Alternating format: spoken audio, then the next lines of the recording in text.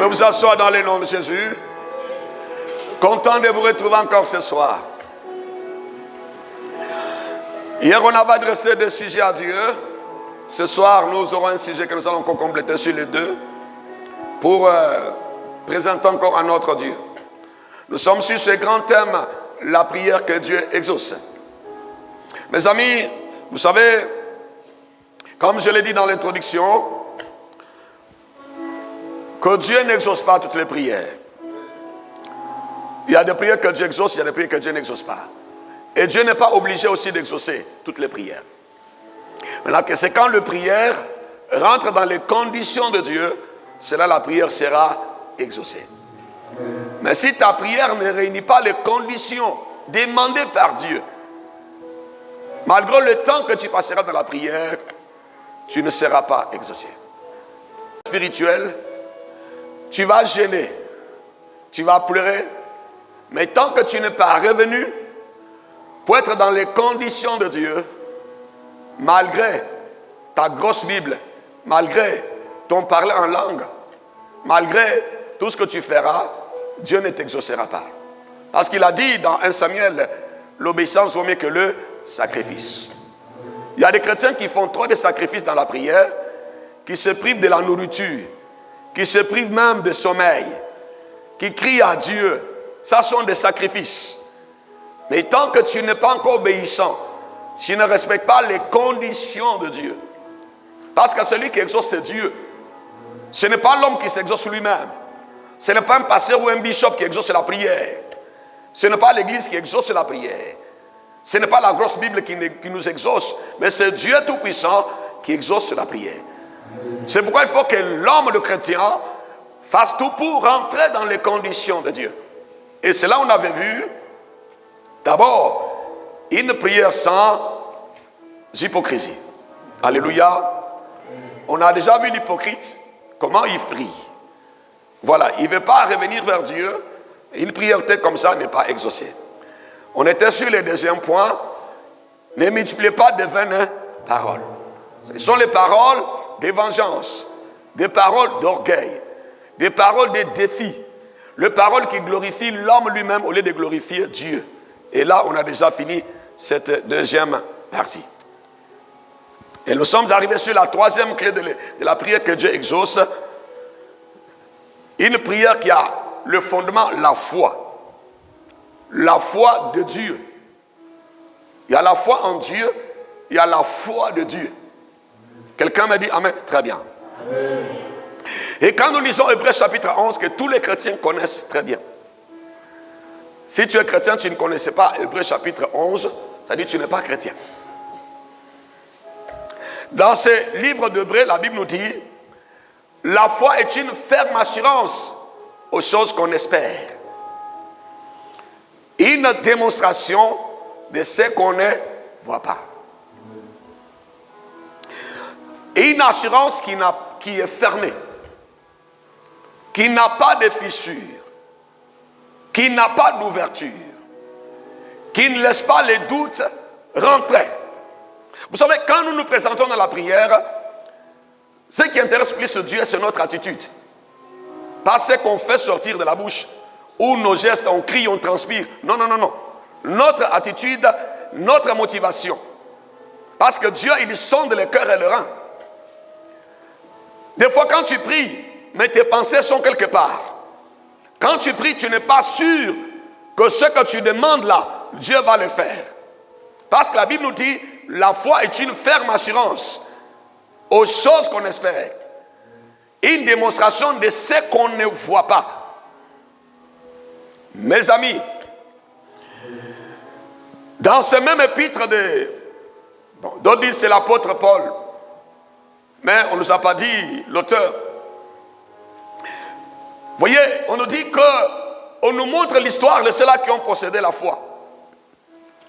Elle nous dit dans le verset 6 de Hébreux chapitre 11, nous dit ceci, or sans la foi, il est impossible de lui être agréable. Car il faut que celui qui s'approche de Dieu croit que Dieu existe. Parce qu'il y a plusieurs dimensions de la foi. Il y a le b.a.-ba de la foi. La foi qui nous amène à la conversion. C'est par la foi que nous sommes nés de nouveau. Ça, c'est la foi maternelle ou de l'école maternelle. Il y a des gens qui sont restés dans cette dimension de la foi de la conversion. C'est par la foi nous avons reçu Jésus comme Seigneur et Sauveur. C'est par la foi que tu es venu ce soir à l'église. C'est par la foi que tu dors, tu dis, ah, mes enfants, mes amis, on s'appelle demain. Tu dors, tu dis, tu vas te réveiller demain. Mais c'est Dieu qui sait si on va se réveiller ou pas. Il y a cette dimension de la foi. Il y a une deuxième dimension de la foi. Mes amis, c'est là maintenant nous retournons dans ces textes qu'on avait commencé à lire hier. Quelqu'un me dit amen très bien? Amen. Amen. Hier on était dans Luc chapitre 11. Pour ceux qui étaient avec moi, ceux qui viennent d'arriver, prenons aussi Luc chapitre 11. Quelqu'un me dit amen bien ce soir? Amen.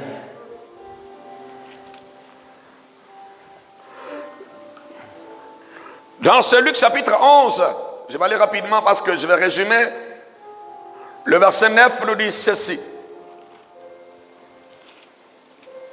Alléluia, Église. Et moi je vous dis, demandez et l'on vous donnera. Voyez, le Seigneur Jésus parle ici dans le contexte, il parlait de l'importance d'oser demander à Dieu. Parce que Dieu veut qu'on lui demande. Bien sûr, il est omniscient, omniprésent, omnipotent. Dieu connaît nos problèmes, nos soucis, nos difficultés. Il sait qu'on a besoin du travail. Dieu sait qu'on a besoin de mariage. Dieu sait qu'on n'est pas en bonne santé. Il est au courant de tout ça. Et tant que le Dieu Tout-Puissant, qui aime la louange et l'adoration, qui veut que ses enfants viennent toujours vers lui, dépendent de lui, mais Dieu, il attend qu'on vienne lui demander. Il dit, demandez, il vous sera donné. Mes amis, hormis en dehors de la foi de la conversion, par la foi on a reçu Jésus. Mais il dit, demandez, il vous sera donné.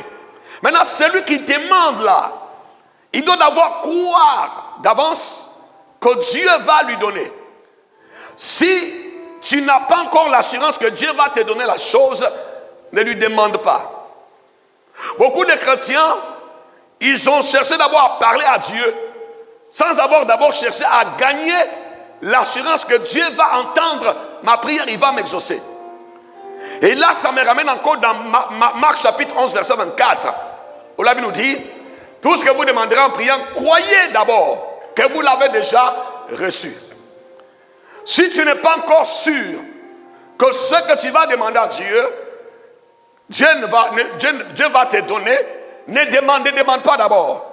Cherche d'abord à atteindre la dimension, l'assurance que Dieu va me donner ce que je vais lui demander. Après avoir gagné la foi, l'assurance que Dieu exaucera ta prière, maintenant, va prier. Parce que des fois, on vient comme si on va essayer. Je vais essayer pour voir si Dieu va me donner. Bon, je vais tenter quand même. Mes amis, la prière n'est pas une loterie comme je le disais hier. On n'essaye pas avec Dieu. On ne tente pas. On ne regarde pas si Dieu va le faire.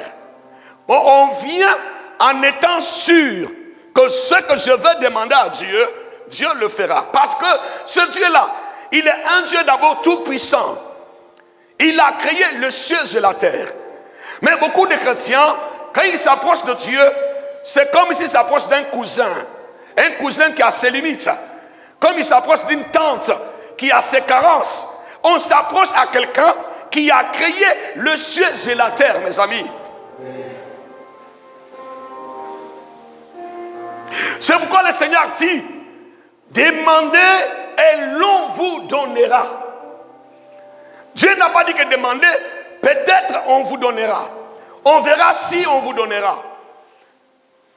Dieu n'a pas posé de conditions. Peut-être c'est une possibilité ou une probabilité. Non. Dieu dit demandez et l'on vous donnera. Et avant de prier, il faut chercher d'abord à conquérir une assurance. Si tu n'as pas cette assurance, ne prie pas. Si tu n'es pas sûr que Dieu le fera, ne prie pas. Cherche d'abord à atteindre la dimension de l'assurance que Dieu a besoin pour exaucer la prière.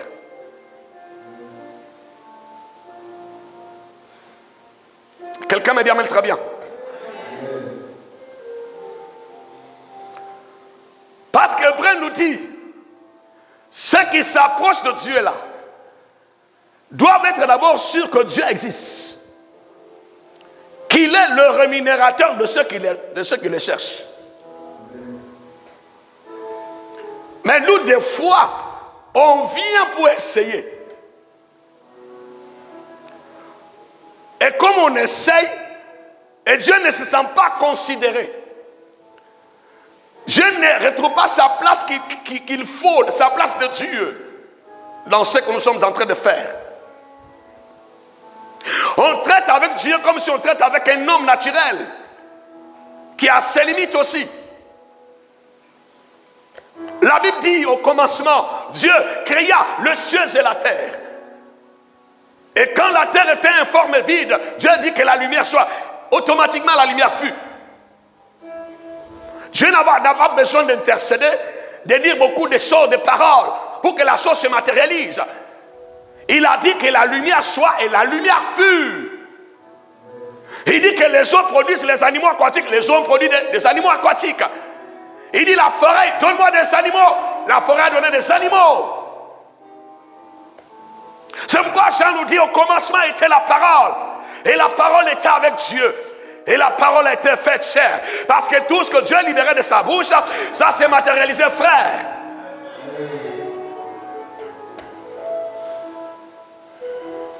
Demandez et l'on vous donnera. Prier, c'est demander à Dieu. La prière est une transaction entre le ciel et la terre. Prier, c'est parler à Dieu. Prier, c'est faire descendre le ciel sur la terre.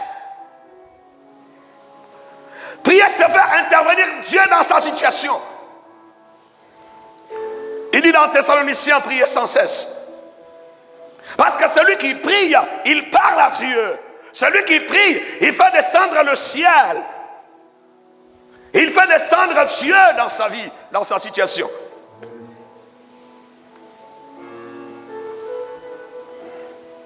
La prière que Dieu exaucera, c'est une prière qui est précédée d'une foi. La foi qu'il faut. Mes amis, il y a des dimensions de foi. Regarde les disciples, ils ont chassé les démons. Les démons ne sont pas sortis quelque part. Jésus dit, les hommes de peu de foi. Dans la barque, il leur a dit, quand la tempête s'est levée contre la barque, il leur a dit la même chose. Les hommes de peu de foi. Pourquoi avez-vous douté? Pierre, il a marché sur les eaux quelques mètres. Après, il a commencé à se noyer. Jésus lui a dit, homme de peu de foi, pourquoi as-tu douté? Vous savez, les chrétiens, le problème c'est quoi? Ils croient en ce Dieu qui va leur donner le ciel. Ils ne croient pas en ce Dieu qui peut faire quelque chose ce soir. Le ciel, vous croyez vous tous que nous allons vivre, nous serons avec Dieu dans les cieux, nous serons couronnés. Mais le Dieu qui a créé les cieux, il a créé aussi la terre. Même si Satan est tombé sur cette terre, Satan n'a pas créé la terre. La Bible nous dit, au commencement, Dieu créa les cieux et la terre. Mes amis,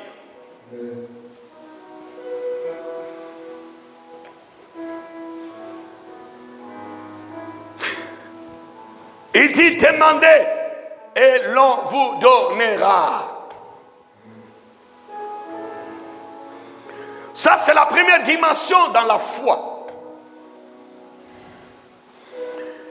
On demande, on a l'assurance que Dieu va nous donner. Parce que Hébreu nous a dit clairement dans Hébreu chapitre 11 qu'on a. N'oubliez pas ce qu'on est en train de donner comme chapitre. Alléluia, Église. Le verset 6 nous a dit, or sans la foi, il est impossible de lui être agréable, car il faut que celui qui s'approche de Dieu, prier c'est s'approcher de Dieu. On s'approche de Dieu dans la prière, parce qu'on parle à quelqu'un. C'est un dialogue entre un père et un fils. Il faut qu'il croie d'abord que Dieu existe, que Dieu peut exister dans ce que je suis en train de lui demander. Dieu peut exister dans mes affaires. Dieu peut rentrer et manifester son existence dans mon foyer pour le restaurer. Dieu peut descendre et manifester son existence dans ma santé pour me guérir. Dieu peut descendre et manifester son existence dans ce projet pour que j'ai le miracle. Qu'il sache que Dieu existe.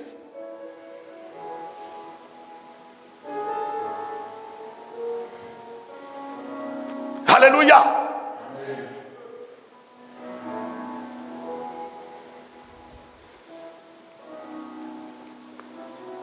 Amen, Église.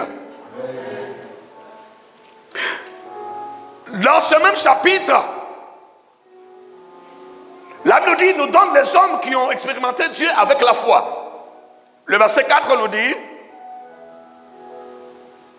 c'est par la foi qu'Abel. Amen. C'est par la foi dans le verset 5 qu'Enoch. Alléluia. C'est par la foi dans le verset 7 que Noé. Verset 8 nous dit, c'est par la foi qu'Abraham. On nous donne les hommes qui ont expérimenté Dieu en utilisant la foi. Quand vous lisez ici, on nous montre les hommes et les femmes qui ont cherché à gagner d'abord la foi, à conquérir la foi, avoir une foi nécessaire. Mes amis, chaque exaucement, chaque miracle demande une dimension de la foi. Il y a des gens qui avaient la dimension pour quelque chose. Et cette dimension de la foi leur a donné le miracle. Mais ils ne sont pas encore entrés dans une autre dimension parce qu'ils n'ont pas eu la dimension que Dieu cherche pour déclencher le miracle, mes amis. Chaque bénédiction a une dimension de la foi. Il y a des choses, chrétiens, que toi tu as expérimentées. Parce que tu avais la foi pour la chose dont tu avais besoin et Dieu l'a fait. Mais depuis là, tu cherches d'autres choses, tu n'arrives pas à voir ça. Parce que tu n'as pas encore eu la dose de la foi que Dieu attend. Dites amen bien ce soir. Dites amen bien, mes amis. On nous donne les hommes et les femmes qui ont expérimenté Dieu en utilisant la foi. Mes amis, la foi que Dieu nous parle ici, c'est la foi de Dieu. Parce qu'il y a la foi en Dieu. On est chrétien, on est en Christ. Maintenant, il faut avoir la foi de Dieu. La foi de Dieu, c'est la foi qui voit des choses comme Dieu le voit. C'est cette foi qui nous permet de rentrer dans la façon de voir de Dieu, dans la façon d'entendre de Dieu, dans la façon de parler de Dieu, dans la façon de raisonner de Dieu. Quelqu'un me dit amen bien.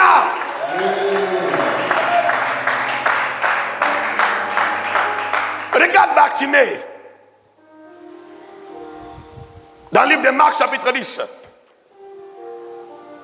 Bartimée croise Jésus. Non, Jésus est entré à Jéricho. Précédé par la foule. Il a entendu, parce que la foi, c'est le romain. La foi vient de ce qu'on entend. Et ce qu'on entend, c'est la parole de Dieu.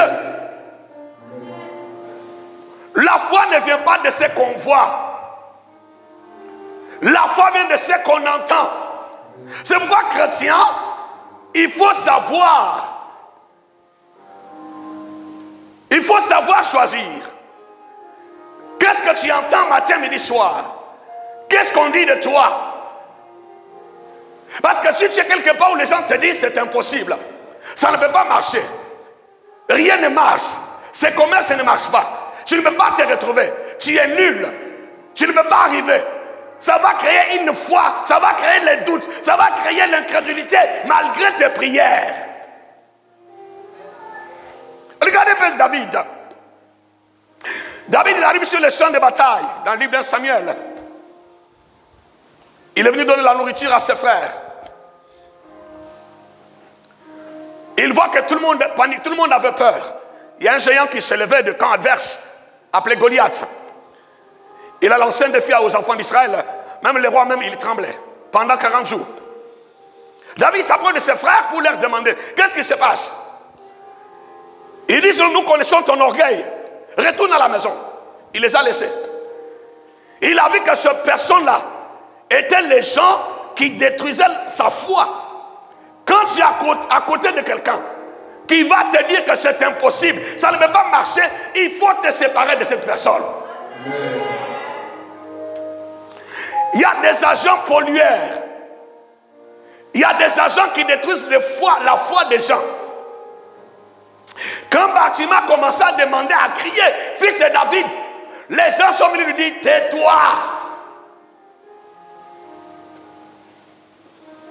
Qu'est-ce que Bartimée a fait? Il a crié encore plus fort. Plus fort, ça veut dire, il a étouffé le découragement. Il a étouffé l'incrédulité. Il a étouffé les doutes et les raisonnements. Des fois, quand tu regardes autour de toi, devant toi, derrière toi, tu dis que c'est pratiquement impossible. Mes amis, il faut que ça soit impossible. Parce que Dieu ne nous a jamais prêché la facilité. Dieu n'a jamais promis aux chrétiens que tout sera facile quand vous allez me recevoir. Jamais. La Bible dit, Dieu dit dans Luc chapitre 1 verset 37, car rien n'est impossible à Dieu. C'est un Dieu des possibilités et non un Dieu de facilité. La mer rouge était là, Pharaon était derrière. Ça c'est vraiment, ce n'est pas facile. Mais ce n'était pas impossible avec Dieu. Parce qu'il est écrit, rien n'est impossible à Dieu. Et cet aveugle, né aveugle Bartimée de Jéricho, il s'approche du Seigneur en lui disant, je veux voir de nouveau. Je veux retrouver ma vue. Et pourtant la Bible nous dit qu'il n'avait jamais vu. Mais lui vient, pas comme quelqu'un qui est venu dire à Dieu, est-ce que je peux voir? Il dit, je veux voir de nouveau. Ça dit, dans ses pensées, dans sa tête, dans son raisonnement, lui, il était déjà voyant avant de se rapprocher de Dieu. Quand tu pries pour le travail, est-ce que tu es déjà, tu viens comme un travailleur ou bien tu viens comme un chômeur? Quand tu demandes quelque chose, tu t'approches de Dieu comme quelqu'un qui possède la chose ou bien quelqu'un qui vient quémander auprès de Dieu. La foi de Dieu, c'est cette foi. Quand nous parlons à Dieu, nous ne venons pas comme les gens qui sont venus quémander. Des fois, Dieu, il est étonné des prières des chrétiens. Ils prient comme ils sont des étrangers dans la maison de Dieu. Dans la Bible nous dit dans Jean chapitre 1 verset 12, à tous qui l'ont reçu, Dieu leur a donné le pouvoir de devenir enfants de Dieu. Si tu es enfant de Dieu, tu es héritier. Tu es co-héritier avec Christ. Ça dit la gloire de Dieu, c'est ta gloire. L'élévation de Dieu, c'est ton élévation. Le bonheur de Dieu, c'est ton bonheur. La joie de Dieu, c'est ta joie. Si tu es le fils du roi, tu es un prince, tu es un futur roi aussi. Mes amis, mais quand tu pries, et tu viens comme Bartimée qui dit, je veux retrouver ma vue. Même si on ne t'a jamais doté, on ne t'a jamais marié. Mais quand il s'approche, il dit, je veux retrouver mon mariage. On retrouve ce qu'on a perdu, mes amis. C'est pourquoi Hébreu nous dit que ceux qui s'approchent doivent savoir que Dieu existe, qu'il est le rémunérateur de ceux qui le cherchent.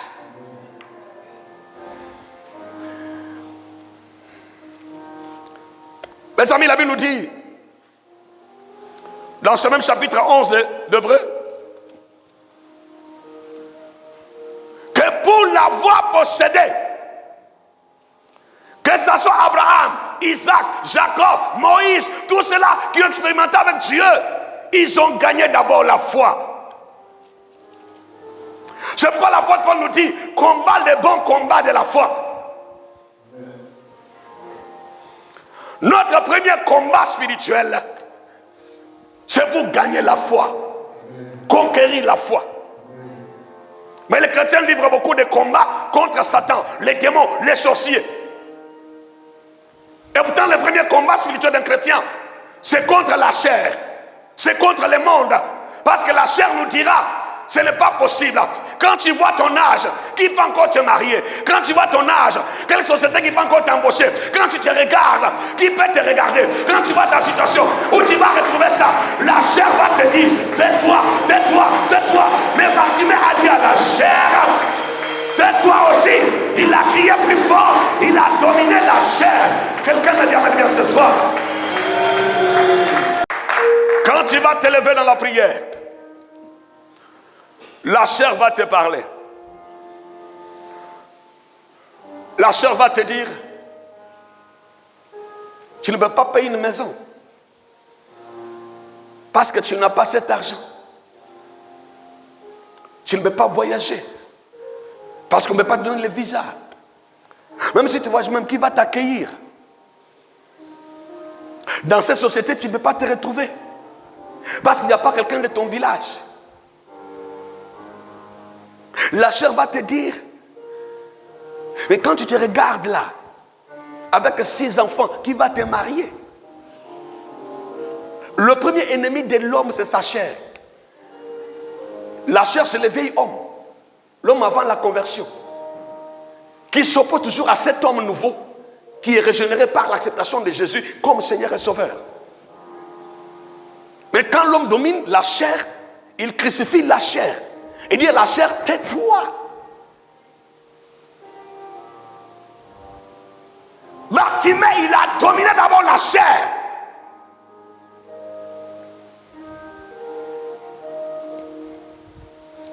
La femme qui perdait le sang, elle a dominé la chair. La chair lui disait que tous ceux-là qui ont eu une telle hémorragie sont mortes. Des femmes comme ça ne peuvent pas toucher le roi des rois. Elles sont mises en quarantaine. Elles sont déclarées impures. Le monde lui a dit que toi, une femme qui perd le sang, selon la loi de Moïse, toi tu es en quarantaine. Mais elle n'a pas écouté le système de ce monde. Elle n'a pas écouté sa chair. Elle a regardé à Dieu. Elle a dit, si je peux les toucher, et je crois que moi je serai guéri. Quelqu'un me dit amen bien ce soir. Si tu n'écrases pas la chair et tu ne domines pas le monde c'est le système. Parce que Dieu a tant aimé le monde que Dieu a aimé, c'est l'homme que Dieu a créé à son image qui est dans ce monde pourri. Je parle de ce monde comme le système. Le système qui te dit que pour être élevé, il faut avoir un oncle là-bas. Pour être embauché, il faut avoir un cousin qui travaille là-bas. Pour avoir tel marché, il faut connaître la personne. Pour passer là-bas, il faut te prostituer d'abord. Pour avoir tel concours, il faut coucher avec le patron. Voici le système. Ça, c'est le monde. Mais l'homme qui veut voir la dimension de Dieu, il va dominer la chair, il va dominer le monde, il va focaliser sa vie sur la personne de Dieu. Il dit avec Dieu, nous ferons des exploits. Il écrasera nos ennemis. Quelqu'un me dit amen bien. On lui a dit, tais-toi. Parce qu'il n'a pas de gens comme toi. Il n'a pas besoin de gens comme toi. Pendant que le monde lui disait tais-toi, pendant que la chair lui disait tais-toi, il a crié encore plus fort. Il était violent, Jésus dit. Depuis les gens de Jean-Baptiste, depuis le premier de Jean-Baptiste jusqu'à aujourd'hui, le rang de ceux forcés, ce sont les violents qui s'en emparent. Les violents, ce n'est pas ceux-là qui soulèvent leurs biceps pour frapper les gens physiquement. Les violents, ce n'est pas ceux-là qui sont impolis. Les violents, c'est là qui sont décidés, qui regardent la chose comme Dieu regarde. Malgré l'épreuve, malgré la fournaise ardente, malgré le feu, malgré les épreuves, ils disent que Dieu, il est là, il verra quelque chose. Ne définis pas ta vie selon la chair, ni selon le monde, parce que toi, tu es un citoyen céleste, parce que tu as donné ta vie à Jésus. Tu n'es plus de ce monde, mais ta vie est décidée depuis le ciel. Ta vie est décidée depuis les royaumes de Dieu. Ta vie est décidée depuis les trônes de Dieu céleste, Père.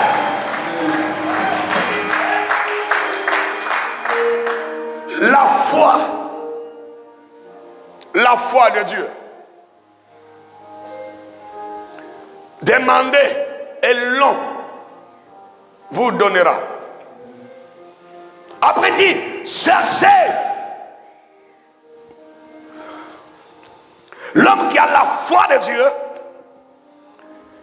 quand il demande, on ne lui donne pas.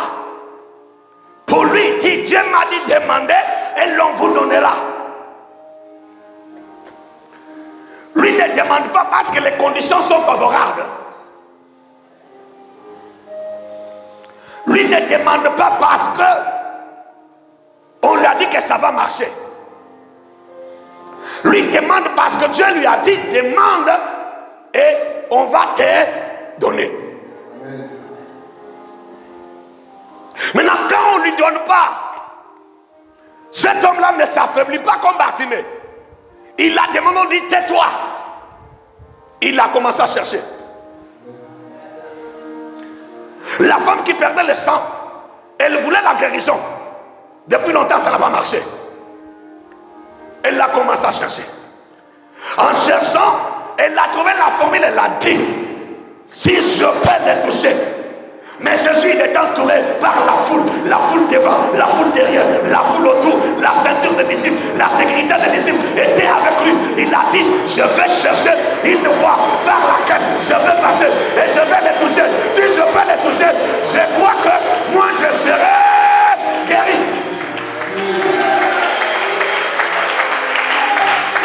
Tu as trop demandé. L'homme qui cherche, même quand ça ne marche pas, il ne condamne pas les hommes.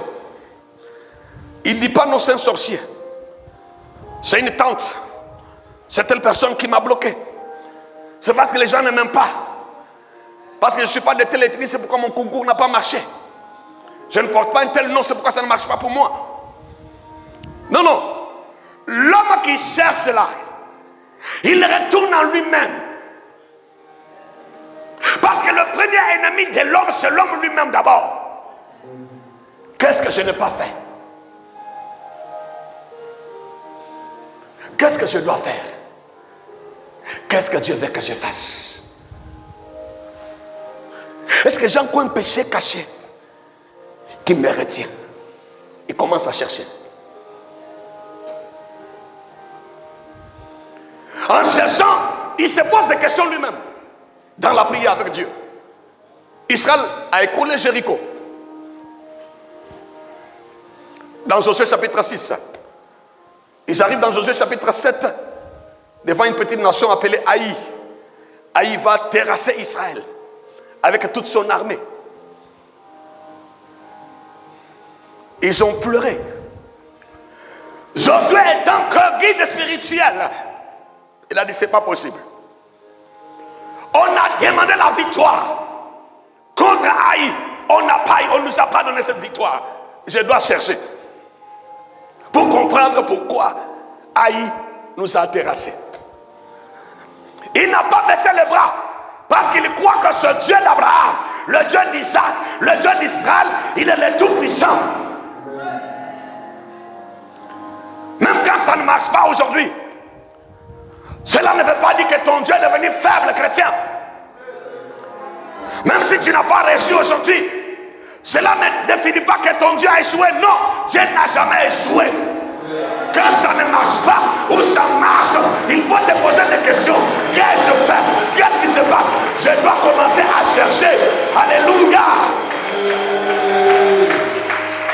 tu vois quelqu'un qui échoue une fois, qui baisse les bras, il n'avait pas la foi. Je lisais le livre d'Exode. J'essaie de compter le nombre de fois que Moïse s'est présenté devant Pharaon. Il est parti un matin. Dieu lui dit va. Il arrive là-bas, il échoue. Il revient, il va, il échoue. Il revient, il va, il échoue.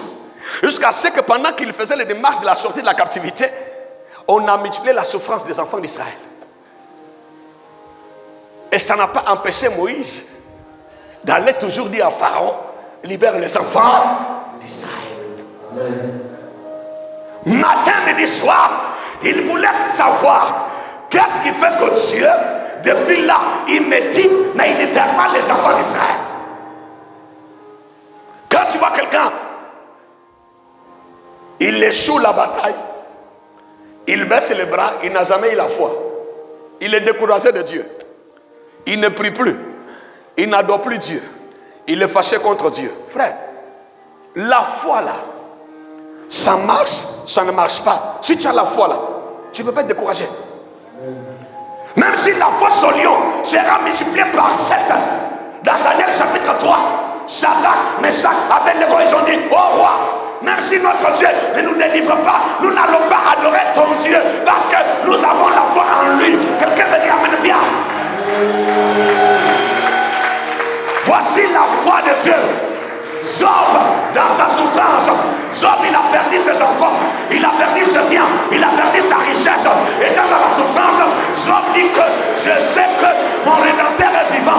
Il s'élèvera l'éternel. Même si je sens mauvais, je déplaise, je suis humilié, je garde ma foi. Je sais qu'il s'élèvera. Mais un jour, le Dieu de Job, il s'est levé pour manifester sa gloire, pour restaurer Job. Et je crois que Dieu d'abord, Dieu d'Isaac, il s'élèvera l'éternel et il agira, il exaucera ma prière et l'impossible de ma vie deviendra possible parce que Dieu n'a point changé. Il est écrit qu'il est le même hier, aujourd'hui et éternellement. Pour ceux de cris de soir, il faut gagner la foi.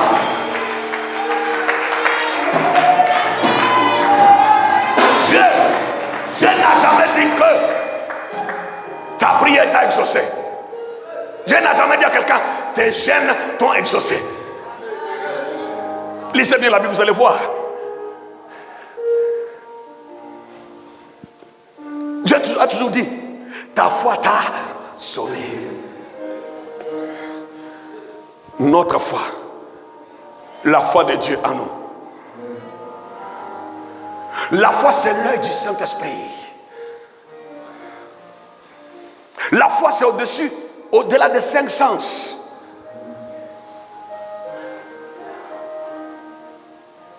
La prière que Dieu exauce, c'est la prière qui a comme assise la foi de Dieu. Voir comme Dieu voit. Entendre comme Dieu entend. Regardez les choses comme Dieu les regarde. Ferme les yeux sur ce que les gens disent de toi. Bouge les oreilles.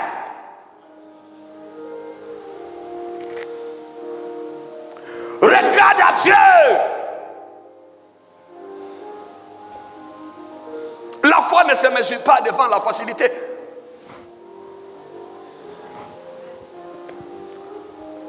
La foi se mesure devant les obstacles, devant les épreuves et les tentations. On a vu la foi d'Abraham dans l'épreuve.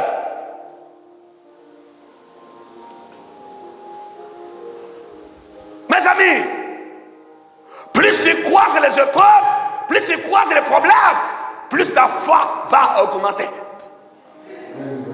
Mais les chrétiens n'aiment plus de problèmes. Ils n'aiment pas de difficultés. Ils aiment la facilité. Pourtant, la vie chrétienne n'est pas une vie de facilité. Si on t'a dit que donne ta vie à Jésus, tu seras en paix, on t'a menti. Les jours où tu donnes ta vie à Jésus, Satan d'abord il s'élève contre toi. Pharaon n'a jamais poursuivi les enfants d'Israël. C'est les Juifs qui sont sortis de la captivité là. De l'Égypte, Pharaon dit c'est pas possible. On va le rattraper. C'est pourquoi ils ont dit à Moïse, tu devais nous laisser servir les Égyptiens. Et pourtant, Dieu n'a pas choisi Israël pour qu'il soit au service des Égyptiens. Dieu a choisi Israël pour qu'il soit au service de Dieu. Amen. Dieu t'a choisi pour que tu sois à son service. Amen. Et non que tu sois au service de la sorcellerie.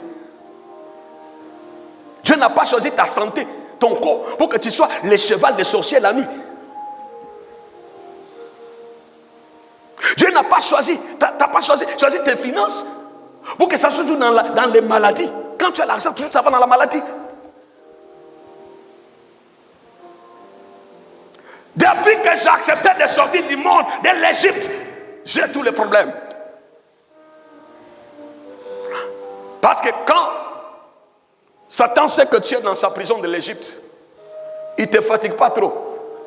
Il ne te donne pas à manger, à boire, et tu construis pour lui. Parce que quand les enfants d'Israël travaillaient, ils construisaient des pyramides, ils construisaient des maisons, des villes pour les Égyptiens. Et tout ce que toi tu reçois là, Satan, les démons, les sorciers prennent ça pour la construction de ce monde des ténèbres.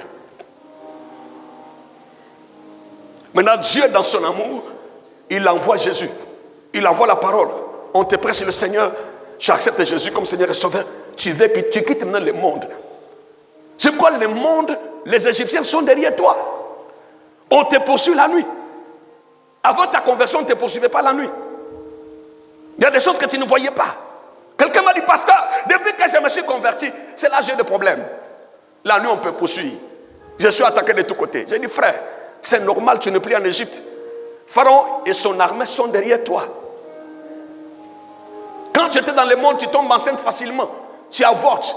Tu te maries dans le Seigneur, tu ne peux plus faire enfant. Parce que Pharaon et son armée sont derrière. Quelqu'un m'a dit que quand j'étais dans le monde, j'ai touché l'argent facilement, mais je ne faisais rien avec cet argent aussi. Parce que tu touchais l'argent, les Égyptiens prenaient pour construire. Maintenant, il dit, pasteur, maintenant je vais faire l'œuvre de Dieu avec l'argent, mais je ne vois pas l'argent. Il dit, c'est normal. Parce que Pharaon et son armée sont derrière toi. Chrétien, il faut comprendre le fonctionnement spirituel de la chose.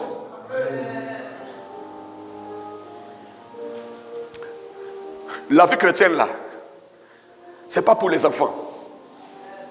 Suivre Dieu là, c'est pas pour les gens qui s'amusent. Hein. C'est pour les gens qui ont compris que on n'a plus rien dans le monde. On n'a rien à faire avec le monde. Le monde ne nous aime pas. Le monde ne peut pas marcher avec nous. Le monde est contre nous.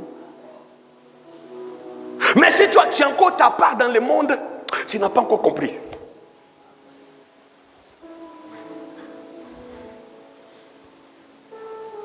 C'est une vie de décision. La Bible dit de nos résolutions répondront nos succès. Si Daniel, il était prêt à mourir dans la fosse au lion. Il a dit, renier Dieu là, c'est plus dangereux qu'être mangé par les lions.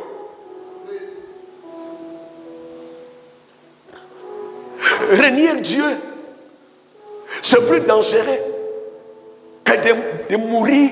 Vaut mieux mourir dans la fournaise ardente que de renier Dieu.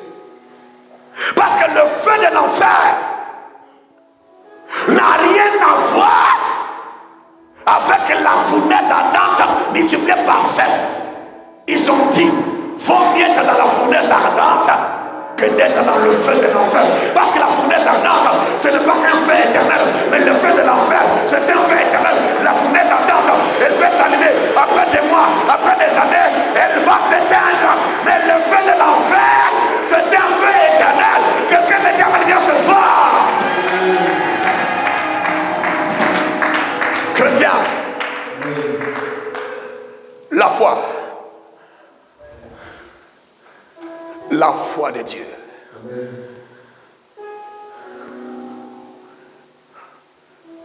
La foi qui va regarder les choses Comme Dieu le regarde. Cherche. Cherchez et vous trouverez. Et quand on cherche, on trouve que c'est ça qui est un problème. Plus ils ont cherché, c'est là que Dieu leur donne la révélation qu'il faut sacrifier l'agneau. Ils ont frappé l'agneau. Ils ont égorgé l'agneau. Ils ont appliqué les sang sur leurs pattes. Ils ont mangé la chair. Dieu a frappé les Égyptiens. Parce qu'ils avaient frappé l'agneau, Dieu a frappé les Égyptiens. Quelqu'un me dit amen ce soir.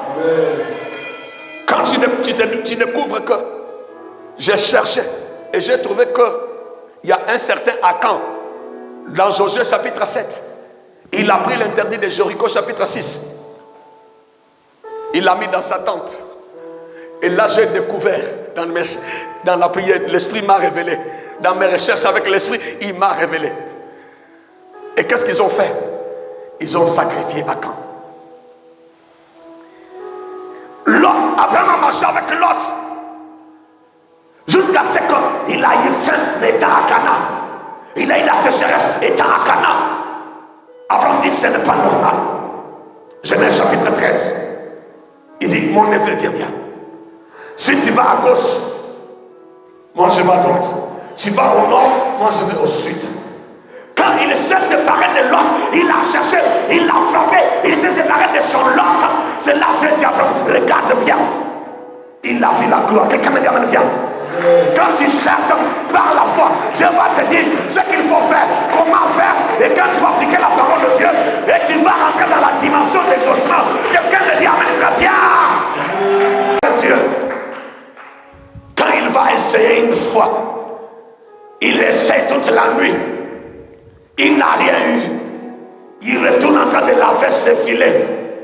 Il va maudire Dieu. Il va insulter Dieu. Mais les disciples, ils sont en train de laver leurs filets. Jésus vient, il monte dans leur barque. Il dit, retournons en pleine eau. J'étais le filet. Il dit, Seigneur, nous avons travaillé toute la nuit avec notre foi, mais nous n'avons rien eu. Mais avec toi, sur ta parole, nous allons jeter le filet dans cette nouvelle dimension de la foi. Nous n'allons pas nous décourager. Nous avons travaillé la nuit.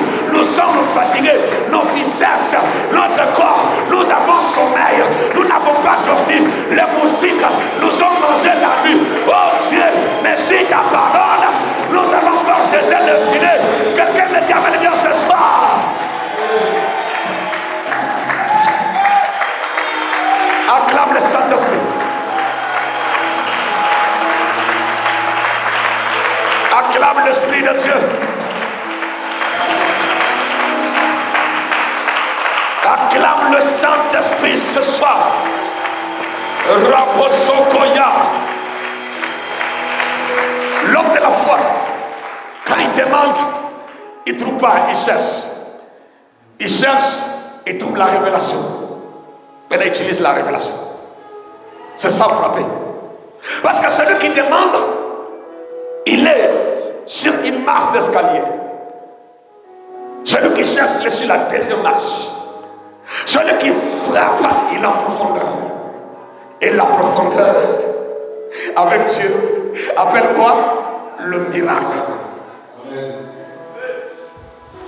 Les gens disent la profondeur appelle la hauteur. Mais tu peux rentrer en profondeur sans Dieu. Tu n'auras pas la hauteur. Parce que ceux qui sont rentrés dans la fosse aux lions en profondeur, sans Dieu, ils n'ont pas connu la hauteur. Les lions les ont mangés. Mais Daniel est tombé dans la profondeur avec Dieu. Il les sort avec le miracle. L'homme qui a la foi n'abandonne jamais.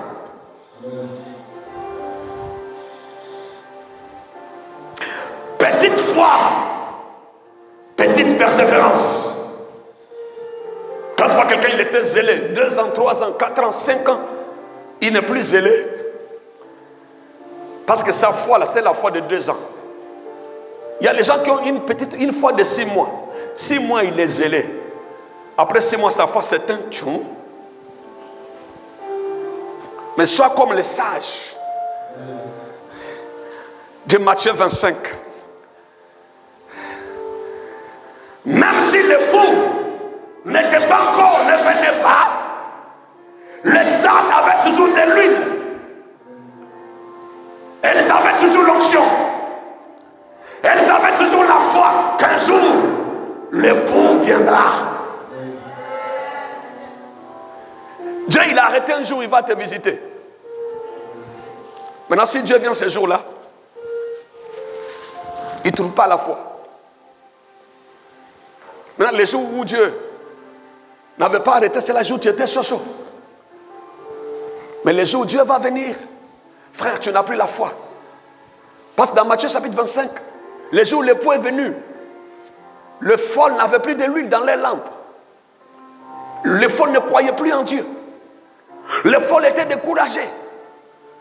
Les folles étaient déçues. Parce qu'elles ont travaillé, elles ont lutté, elles ont gêné, elles ont fait des retraites. L'époux ne vient pas. Mais c'est les jours où elles n'avaient plus d'huile, plus de foi. Elles leur ronflaient, dit non, on est fatigué de Dieu. On a fait des retraites, on a tissé des alliances, on a fait des prémices. On peut m'a dit, oh Dieu, j'ai veillé prier. Là, je suis découragé de Dieu. Elles se sont endormies. C'est cette nuit-là, l'onction a sonné à la porte. L'onction a sonné à la porte. L'Esprit dit, l'époux est là. Elles se sont réveillées. Il n'y avait pas de foi. Il n'y avait pas d'huile. Il n'y avait que 5 qui avaient la foi. L'époux est rentré dans la gloire avec les 5. Je crois que ce soir, toi tu vas rentrer dans la gloire au nom de Jésus. Ce soir, tu rentreras dans l'exaucement au nom de Jésus. La prière que Dieu exauce, c'est la prière de la foi. Amen. Alléluia. Amen. Alléluia, Église. Amen. Alléluia, peuple de Dieu.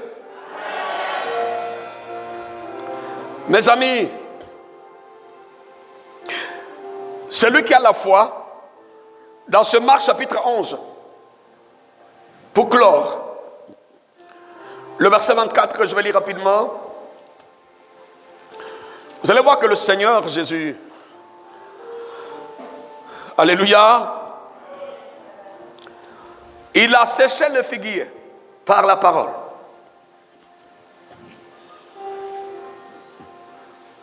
Dans Marc chapitre 11, verset 12, je vais lire rapidement pour aller vite. La Bible dit ceci.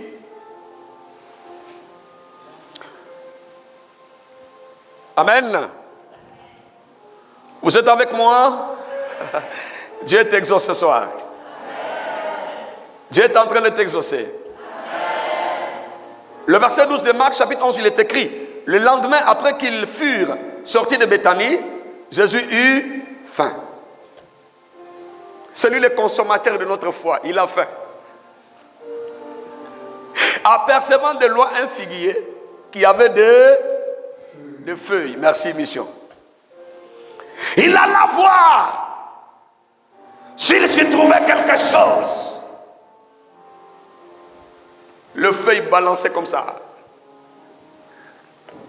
Alléluia, Hosanna, le feuille dansait. Gloire à Dieu qui... J'ai dit oui.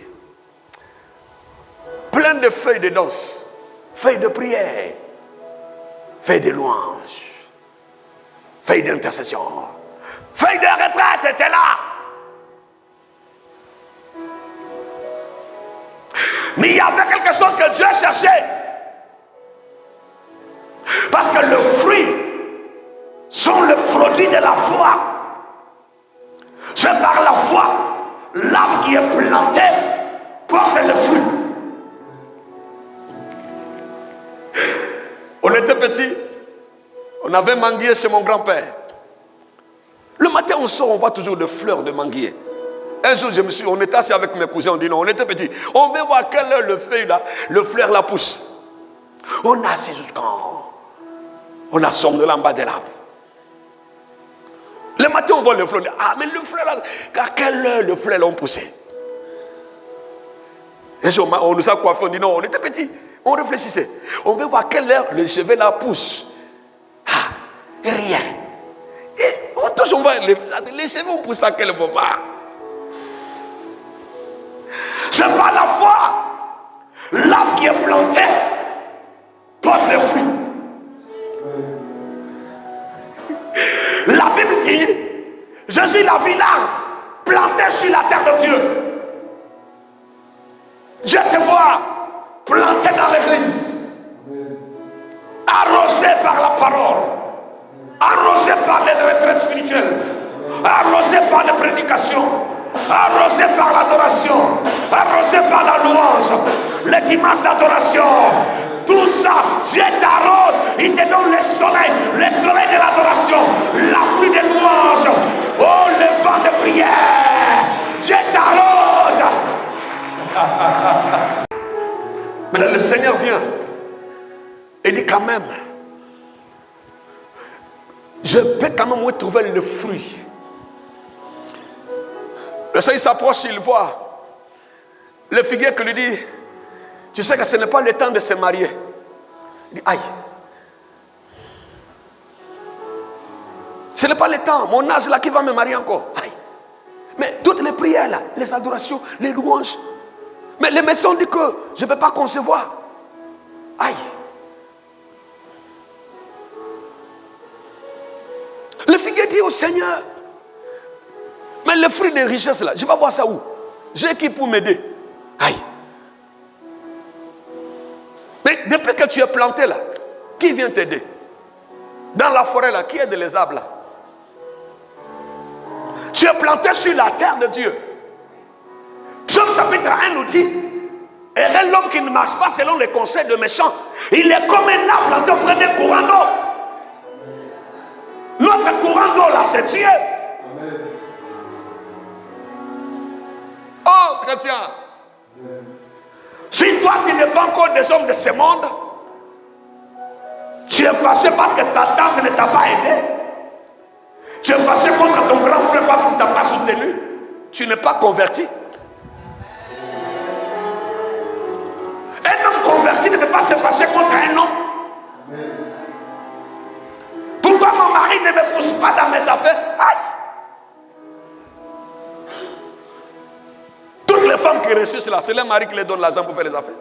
S'il peut te donner, gloire à Dieu. Je n'ai pas dit monsieur ne pas donner l'argent aux femmes, mais je n'ai pas dit ça. Hein.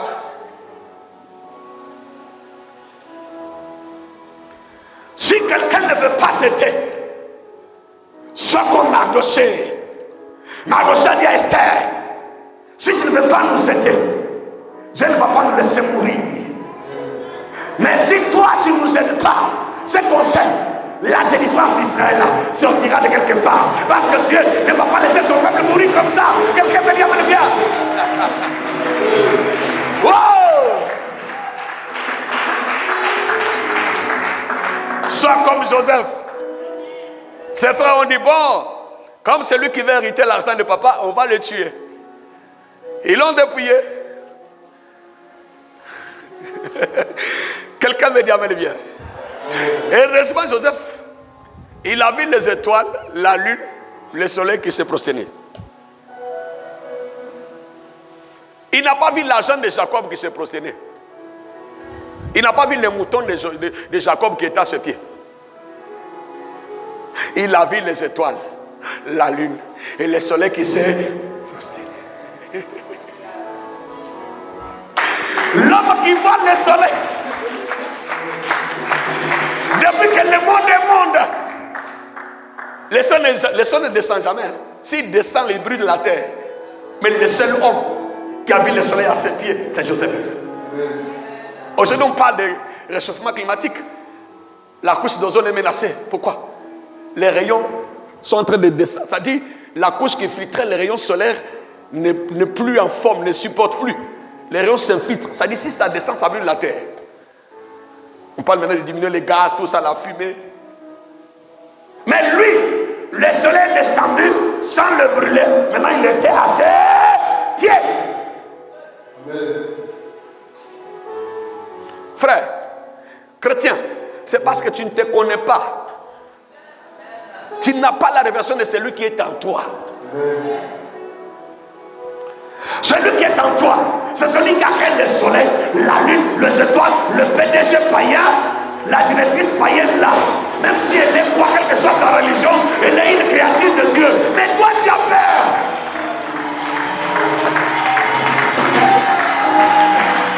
Alléluia. Oh, alléluia. Il y en a qui cherchent. Oh, si mon patron il était chrétien, il allait m'aider. Qui t'a dit qu'il doit être chrétien? Ton patron là, qu'il soit chrétien ou pas, qu'il soit païen, qu'il soit animiste, qu'il soit marabout, féticheur, avant d'être féticheur, il est une créature de Dieu. Dieu qui l'a créé peut le toucher, l'incliner à ta faveur, quel que soit ce qu'il est. Quelqu'un me dit à Dieu ce soir. Chrétien. Non. Nous avons quelqu'un. Nous avons un Dieu tout-puissant. Attends. Pharaon, il a aidé Joseph.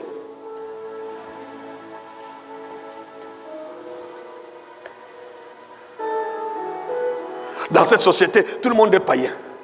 C'est bien même que tout le monde soit païen. Ils cherchent dans la société des chrétiens. Nous sommes dans le monde, nous ne sommes pas encore au ciel. Hein? C'est au ciel où vous aurez une société de chrétiens. Ce que vous avez, la Bible dit quoi?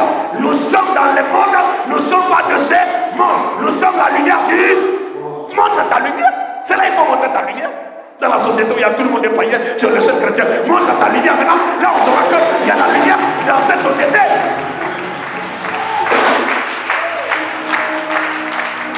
Oh, je vais démissionner. Je vais partir, on m'attaque trop ici.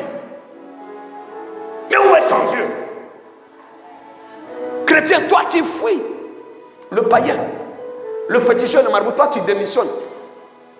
Dieu est Satan, c'est Dieu qui démissionne pour laisser la place à Satan. Où est ton Dieu? Où est ton onction? Où est ton autorité? Où est le nom de Jésus? Il faut qu'un païen m'a dit, ah, moi je démissionne parce qu'il y a un monsieur ici qui libère le feu, là ça me brûle. Mais c'est toi. Jusqu'à ce que tu fuis ta maison parce qu'il y a une tante sorcière qui est passée par là.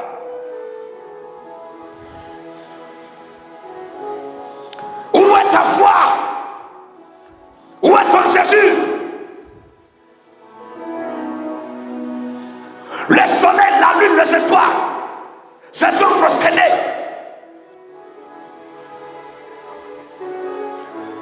Maintenant, lui, il était qui?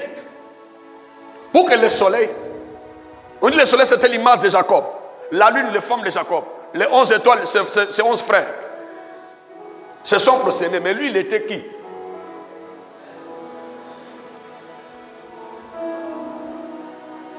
Le soleil préside les jours.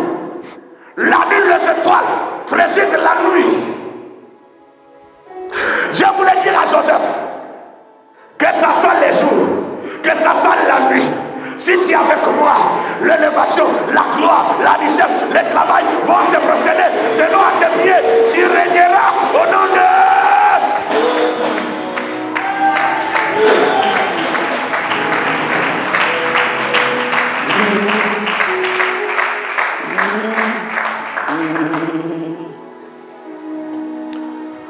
Ton nom ainsi glorieux, Jésus, oh.